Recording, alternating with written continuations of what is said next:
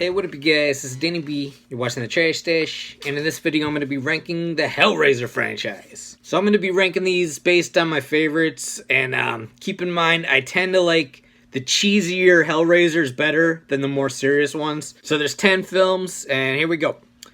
Coming up at number 10 is Revelations, and this was the one from I think around like 2011 or something like that, where you got like the fat Pinhead, like the new guy playing Pinhead, and he was terrible. He was like a fat guy. And they just kind of rushed this one. I think it was like just to maintain the rights to the Hellraiser franchise. I gotta say, it wasn't like completely terrible. I heard a lot of bad things about this, and I didn't like it. It wasn't like my cup of tea or whatever, but it wasn't completely horrible either. When I heard it was a found footage movie, I kind of got excited. I was like, all right, that sounds cheesy as shit, but unfortunately, only like a section of it is found footage. Alright, coming up at number 9 is Hellraiser Judgment. This is the newest one.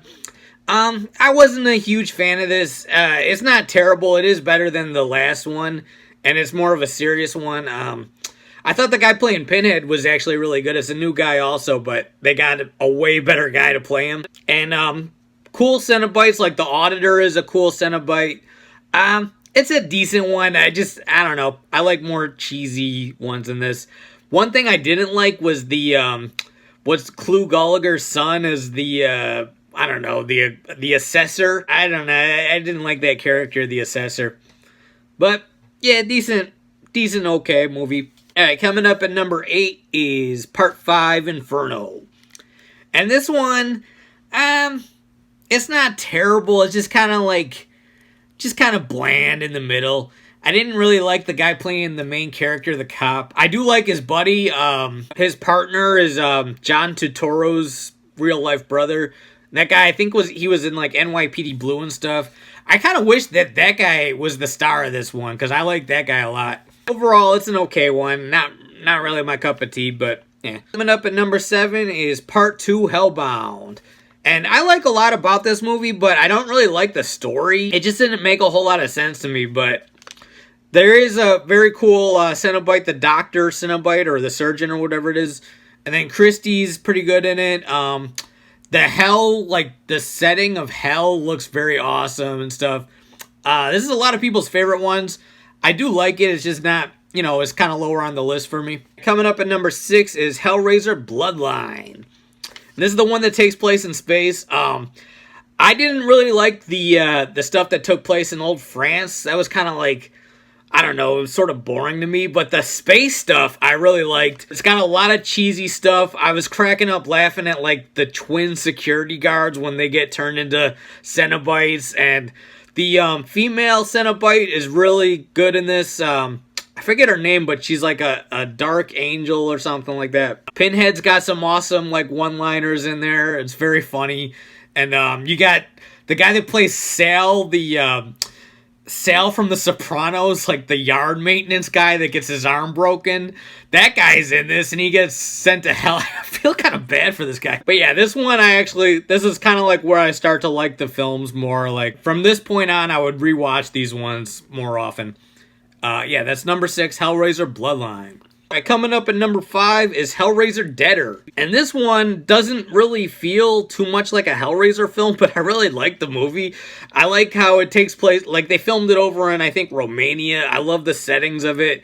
It's got like a trashy kind of feel where like it starts off in like a crack den. I really like the main actress in this, and the stuff with like the suicide cult is very cool. It almost feels like an 8mm film. I kind of wonder, because I know this wasn't written as a Hellraiser sequel, I kind of wonder if they maybe wrote it as an 8mm sequel, and then there was like, well, let's just put it as Pinhead. This is almost like the 8mm version of Hellraiser. It's very cool. Number 5, Deader. Alright, coming up at number 4 is the original Hellraiser. And I really like this one. This was a first time watch for me this year. So this was different than I was expecting. I used to not really understand what Hellraiser was. I used to think like I almost thought it was like Candyman, where Pinhead would show up after you summoned him and then he would kill you or something like that. This is more about like adultery, like the girl's mom, she's sleeping with her ex-lover who's like a fucking, he needs her to kill people so that he can materialize.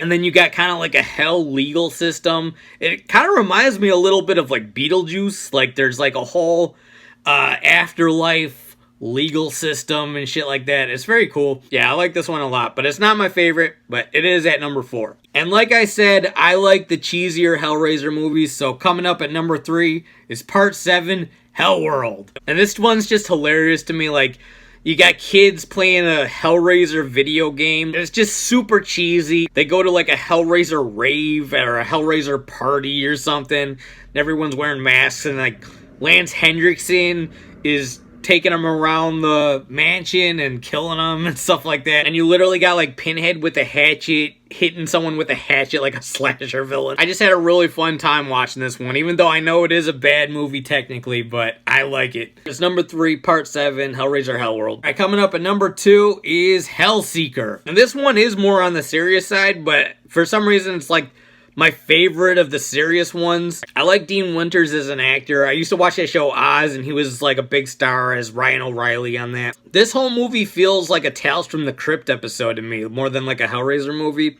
Like it feels like season 4 of Tales from the Crypt, like just a very long episode of it. And I don't know, I just kind of got into the story of this one, and I was like, all right, this is pretty cool. It's different, but I like the green lighting of it, like the fluorescent lighting, and just kind of like this guy doesn't know what the fuck is going on. It's kind of mysterious.